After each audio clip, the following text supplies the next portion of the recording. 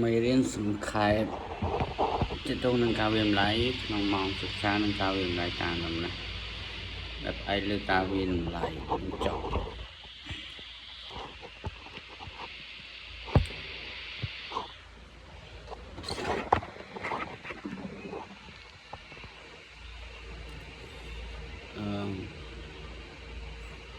នេះគឺជាសេចក្តីសង្ខេបនៃខ្លឹមសារមេរៀនទី1មានសេចក្តីផ្ដើមនិងនិយមន័យសារៈសំខាន់ការវាយតម្លៃតាមដំណាក់ formative assessment គឺមានសារៈសំខាន់ណាស់ហើយនៅពេលប្រើប្រាស់ឲ្យបានត្រឹមត្រូវវានឹងមានអត្ថប្រយោជន៍ជាវិជ្ជមានលើការសិក្សានិងការលើកទឹកចិត្តរបស់សិស្សនិយមន័យការវាយតម្លៃតាមដំណាក់គឺជាដំណើរការនៃការប្រមូលភស្តុតាងនៃការរៀនរបស់សិស្សដល់មតិកែលម្អព័ត៌មានត្រឡប់ដល់សិស្សនិងកែសម្រួលយុទ្ធសាស្ត្រនៃការបង្រៀននិងការសិក្សាដែលលើកកម្ពស់សមិទ្ធផល2វត្តនិងដំណើរការនៃការវាយតម្លៃតាមដំណាក់ដំណើរការនៃការវាយតម្លៃតាមដំណាក់មាន4ជំហានសំខាន់ទី1ប្រមូលភស្តុតាងនៃការសិក្សាក្នុងចំណុចធំនេះក៏បានចែកជាចំណុចតូចៗការសង្កេតមិនផ្លូវការការសួរសំណួរលំហាត់ដែលមានចេតរចនាសម្ព័ន្ធស្វ័យវាយតម្លៃរបស់សិស្ស2វាយតម្លៃផុសតាងធ្វើការបកស្រាយដោយមិនមានភាពលំអៀង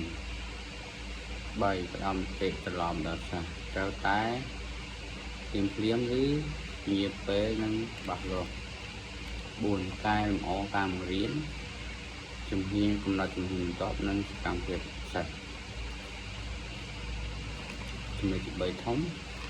ប្រភេទនៃការវាយតម្លៃតាមដំណាក់មានប្រភេទសំខាន់2ដែលត្រូវប្រគល់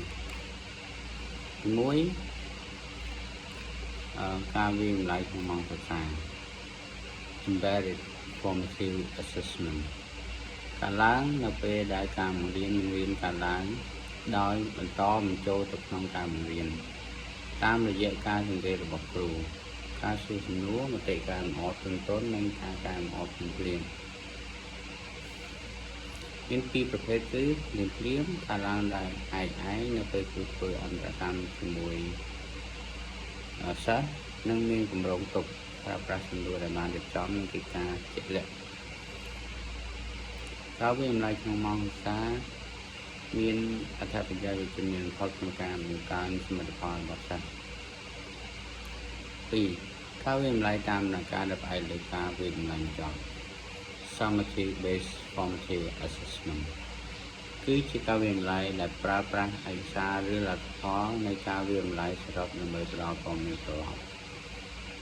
ប្រភេទរួមមានលំហាត់ដែលមានរចនាសម្ព័ន្ធ structure exercise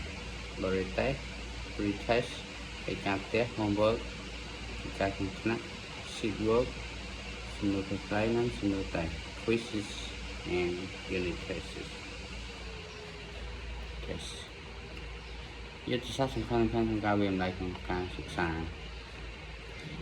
ការសង្កេតនិងត្រូវការ informative observation គឺជាចំណុចសំខាន់នៃការវាយតម្លៃក្នុងម៉ោងសិក្សាគ្រូត្រូវត្រួតពិនិត្យជាបន្តបន្ទាប់នៅប្រតិកម្មរបស់សិស្សចំពោះការបង្រៀននិងវឌ្ឍនភាពឆ្ពោះទៅរកការយល់ដឹងការវាយតម្លៃអកប្បកិរិយាដែលគ្មានវិចារ non-verbal behavior ហើយធំនៃអារម្មណ៍ត្រូវបានទំនងដោយមិនមែន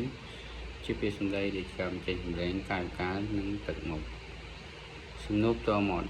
oral question ជាអំពើមួយដ៏សំខាន់លើកដើម្បីសួរសំណួរប្រកបដោយប្រសិទ្ធភាពសួរសំណួរច្បាស់ចំងាយយល់ភ្ជាប់ជាមួយដល់ផលបន្ទុកដល់ពេលគ្រប់គ្រាន់នៃសាស្ត្រនិងដល់មតិត្រឡប់សមរម្យ5ការផ្ដល់មតិកែលម្អប្រកបដោយប្រសិទ្ធភាព effective feedback មតិកែលម្អដែល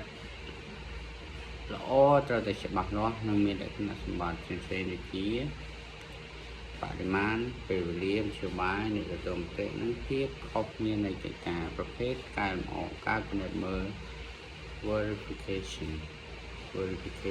ប្រាប់សិស្សអំពីភាពត្រឹមត្រូវនៃចម្លើយឬទទួលស្គាល់ចម្លើយត្រឹមត្រូវមិនត្រឹមត្រូវដោយមិនមានព័ត៌មានបន្ថែមការបរិយាយលម្អិត elaboration ពន្យល់ពីមូលហេតុដែលចម្លើយមិនត្រឹមត្រូវវិភាគ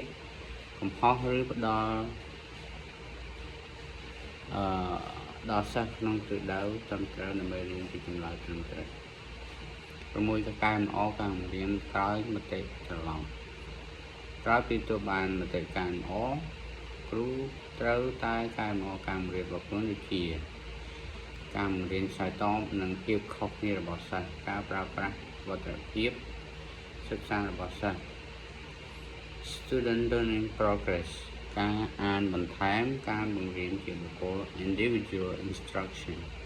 ការងារក្រុមតូច small group work ការងារជា modeling ការផ្លាស់ប្ដូរលំដាប់លំដោយនៃការបង្រៀនការរុករកតាមអ៊ីនធឺណិតផែនទីបញ្ញត្តិ concept maps នេះគឺជាវីដេអូសង្ខេបនៅក្នុងមេរៀនទី5ក្នុងសប្តាហ៍ទី5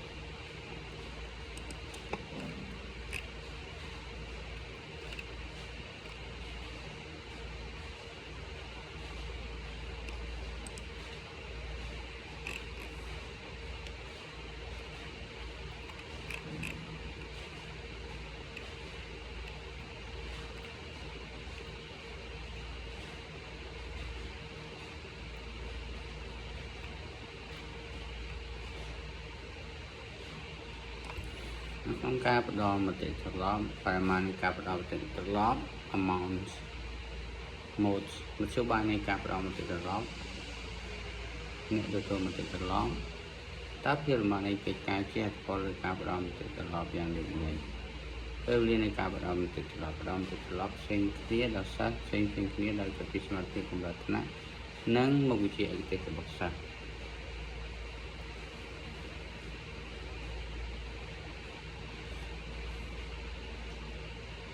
ជំហាន3ដែលអាចជួយឲ្យគ្រូសាមកបានជាមុនពីធម្មជាតិនៃការផ្ដល់មតិត្រឡប់